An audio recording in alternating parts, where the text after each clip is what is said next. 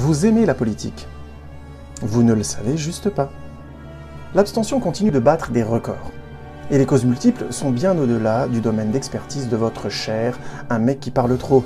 Récession, pandémie, Brexit, déception des politiques successives, violence économique, déficit d'éducation politique, etc., etc., etc. Du rôle important de mon domaine, l'audiovisuel, sur ce désamour progressif mais qui semble inéluctable des politiques, personnes et projets, j'arrive à un constat qui me paraît sans concession. Nous avons habitué les spectateurs au spectacle constant et la politique n'est plus devenue que ça. Un spectacle moyen, voire ennuyeux, parmi tant d'autres. Tout du moins, tel que nous la mettons en scène aujourd'hui, #infotainment.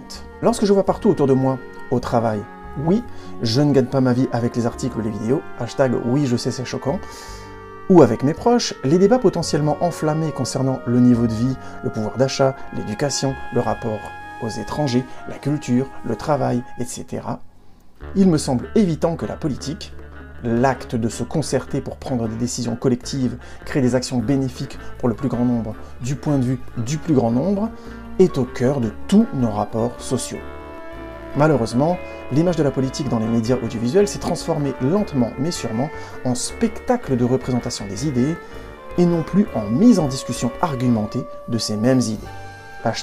#info 24h/7. Une série du début des années 2000 avait pourtant pointé ses faiblesses et avait, de manière candide certes, tenté d'inciter à un changement de paradigme, de modèle de représentation de la politique et notamment du débat présidentiel. À la Maison-Blanche, The West Wing en version originale, est une série de politique de prime abord assez classique. Centré sur l'équipe d'un président démocrate, le show aborde un très grand éventail de questions politiques complexes, voire ci-dessus, tout en ne perdant jamais de vue les personnages et la confrontation de leurs humanités face à leurs devoirs.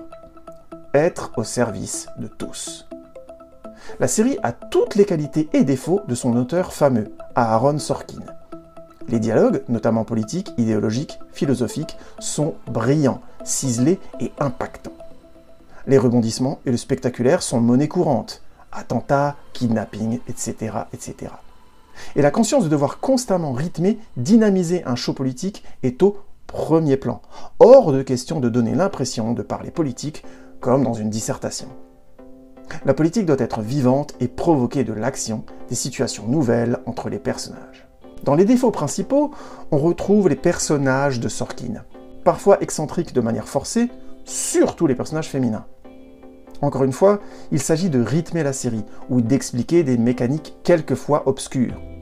Comment ça fonctionne, ça? Mais cela peut agacer. Surtout que, la série ayant vécu le passage du feuilleton télévisé à l'explosion des séries télévisées, de 1999 à 2006, le rythme et la relative tranquillité des premières saisons peut rebuter, voire user. On sent une époque où on n'annulait pas une série aussi facilement qu'aujourd'hui, et où les moyens investis devaient être rentabilisés sur 2 à 3 saisons minimum. Mis à part ses limites, The West Wing est une série qu'il faut absolument voir. Surtout lorsque l'on pense que la politique n'est pas intéressante, ou pire encore, qu'elle ne nous regarde pas. Bien des passages de la série le prouvent et l'exemplifient avec maestria. L'enlèvement de la fille du président et ses répercussions internationales, le remplacement du président par le chef de l'opposition, l'assassinat politique, etc., etc. Mais l'épisode qui exemplifie parfaitement ce que devrait être le débat politique, et la politique par extension, est celui du débat présidentiel. Saison 7, épisode 7. Un véritable débat. Durant l'intégralité de l'épisode. Et pour info, cet épisode fut diffusé et tourné en direct. #waouh. Merci de votre écoute. Retrouvez cet article en intégralité sur unmecquiparletro.wordpress.com. À bientôt.